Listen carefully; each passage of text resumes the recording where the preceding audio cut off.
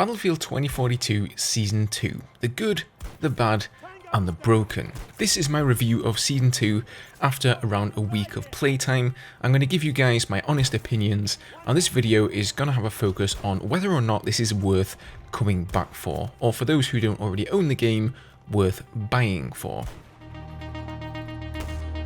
So let's begin here with the new map, Stranded.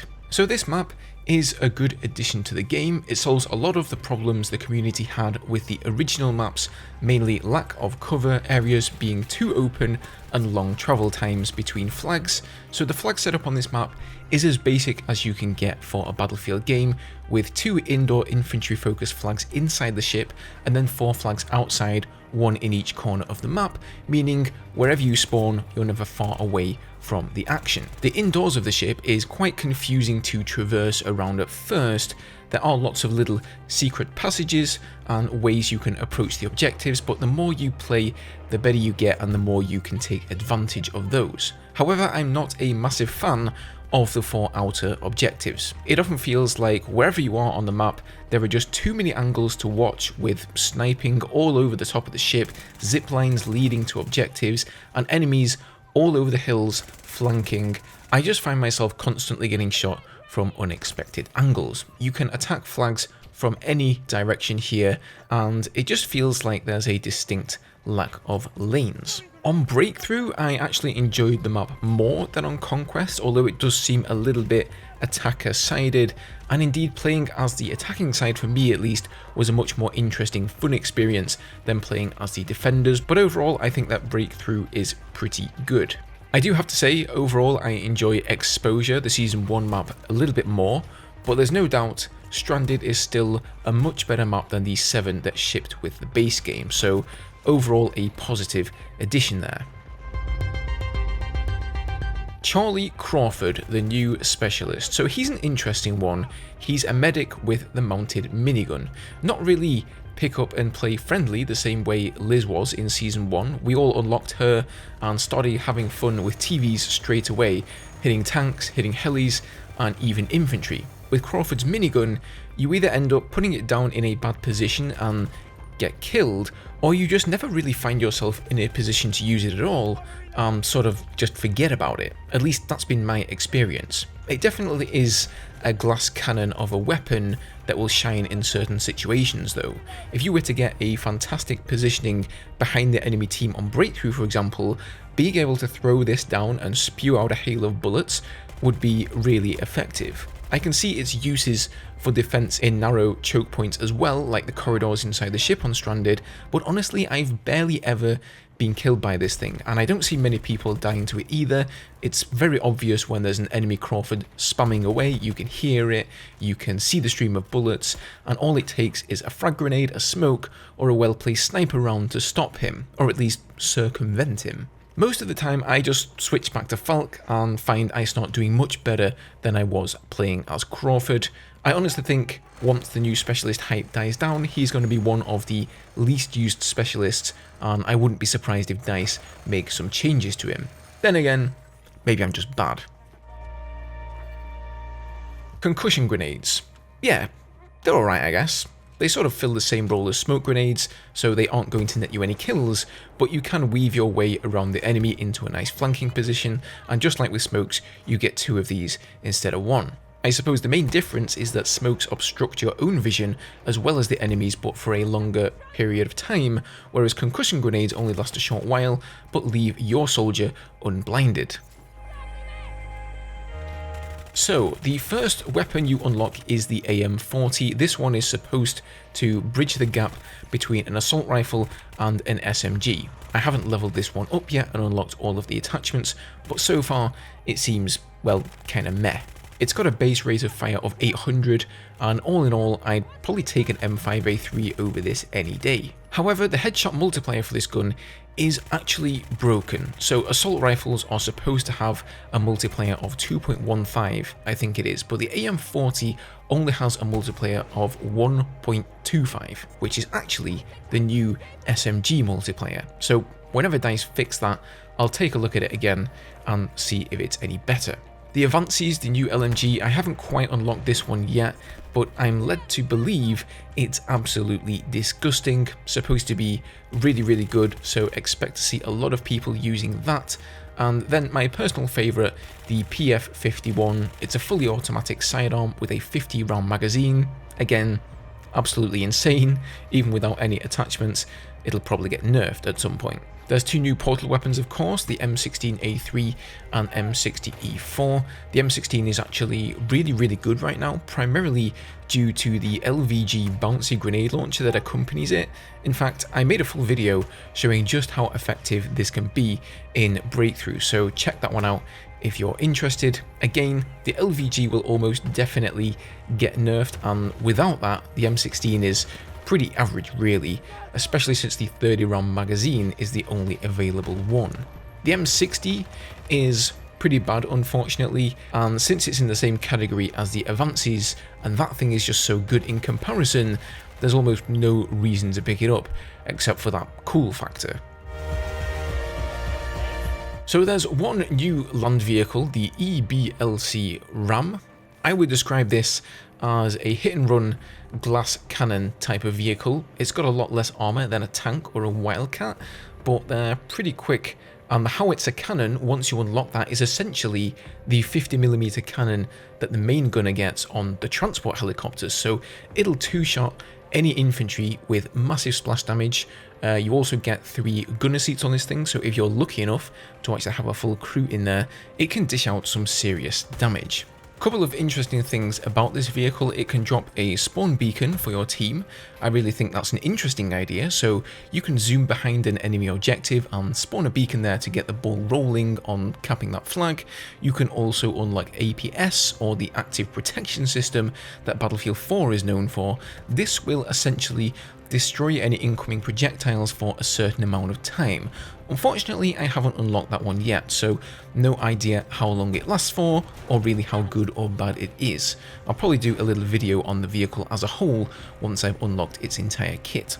Overall, I think this vehicle is going to be good, basically on any map that isn't stranded. So if you've ever driven a Jeep, or really any fast vehicle in Battlefield 2042, you'll know that in classic Battlefield fashion, the collision mechanics are pretty atrocious. You need but hit a minute bump in the road and you'll do a 360 in the air before crashing spectacularly. So driving this thing around fast and killing enemies as you go is actually pretty hard on Stranded. I think on maps like Renewal or Kaleidoscope, basically any map with smooth paved roads, this thing will be much more effective. Other than that, there is another vehicle coming later on down the Season 2 pipeline, the Polaris RZR Buggy. We will also be getting the Renewal and Orbital map reworks as well, with Renewal coming first. So while Season 2 has been a generally positive addition to the game, there are still a lot of things that DICE needs to address. So this won't really surprise anyone. Whilst the content of Season 2 is a welcome addition, there's not enough of it. And after seeing these Steam numbers peak at 17,000 concurrent viewers, they're already down to 10,000, with players getting bored after only a week. On top of that, whilst we do have 2 map reworks coming, let's face it, this isn't Season 2 content, okay? This is Season 0 content. It should have been in the game at launch, like so many other things. They should have gone back and playtested those maps internally or with a bunch of YouTubers, gathered the feedback and made these reworks before the game even released. And there is this part of me that is aware that if half the team wasn't busy reworking old maps, perhaps we'd be getting 2 or 3 new maps each season instead of 1. There is still no server browser, and as we recently learned, no plans to implement one, at least not for All Out Warfare. There are still no community features that allow people to actually, make friends and play like a proper squad. So there's no all chat, no platoons, and no squad selections. And the vehicle mechanics are still kind of trash. When I saw them implement some semblance of speed control with the A10 Warthog and Frogfoot portal jets, I thought maybe, just maybe, we were going to see a rework, but honestly, I have no hope of that happening. And the vehicle spawn system is still terrible as well. I made a whole video on this subject and how it negatively impacts the game. I'll link that as well if you want to get in depth there, but I made that video when Season 1 released and absolutely nothing has changed, so go figure. They did mention the possibility of putting jets into their own category in a recent blog post, so that would be a start, I guess. So it wouldn't be a Battlefield 2042 patch without some stuff getting broken, would it? So, mouse input, I know, we mention it all the time, but it's still broken, still not fixed, and as far as I know, they haven't commented on fixing this in a long time, so until told otherwise, it probably always will be broken. I kind of feel at this point, if they intended to do something about it, and if there was a solution, they would have already implemented it, so, that's one thing you need to know. Hit reg in Season 2 seems to have taken a bit of a step backwards. I'm not sure if this is only related to the new map, as I have only been playing Stranded since Season 2 released, but either way, hit reg is pretty terrible. I've seen lots of examples of players shooting directly at an enemy and not receiving a single hit marker, and I've personally experienced that as well. I find myself dying behind corners way more often too, so not sure what's up with that, but hopefully it'll improve slowly over time. I mentioned the AM40's headshot multiplier earlier, so that needs fixing. And then there's a really weird bug with all weapons, I think, although I noticed it mostly on the SFAR and the new M16.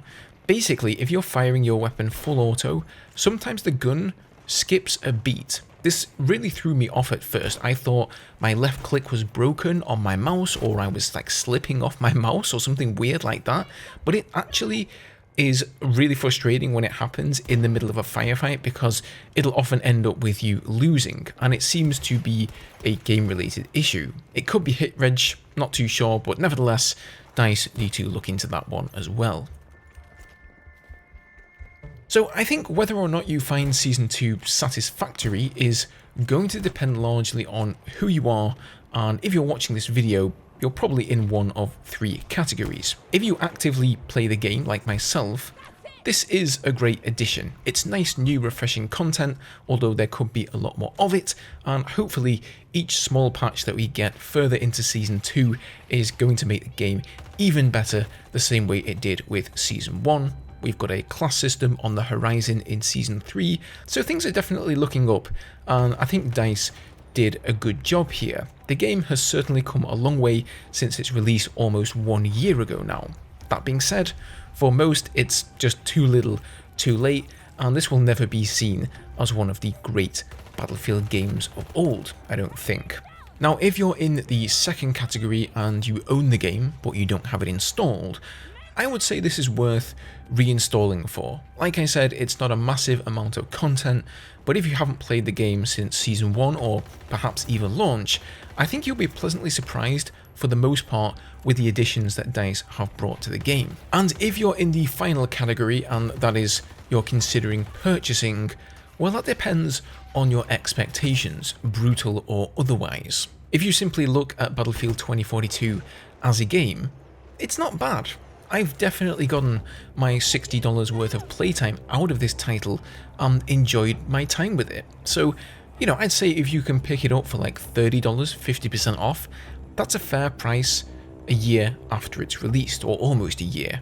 However, if you're expecting it to be a true successor to Battlefield 4, which it was kind of hyped to be, this isn't it. If you're looking for the best Battlefield game around, this also isn't it. A lot of people would point you in the direction of Battlefield 4, and they're not wrong. That game is cheaper and can supply you with hundreds, if not thousands of hours of entertainment. However, if you're a newer player just getting into the Battlefield franchise, Battlefield 2042 is going to be a much easier learning experience. Battlefield 4, at least on PC, is like jumping in at the deep end. Most of the people left playing it are pretty darn good at the game, and as a brand new player, it will probably take you a long time to catch up. So just bear that in mind. If you don't really have that much free time to game anyway, picking up Battlefield 4 as your first game may not necessarily be the best course of action. That being said, I'm not taking anything away from the game. Its steep learning curve and its depth is what makes it such a great game. So Season 2 folks, that's what I think. How about yourselves?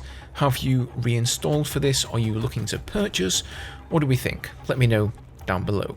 Thanks for watching guys, leave a like if you enjoyed, subscribe for more Battlefield, and I'll see you in the next one. Cheers.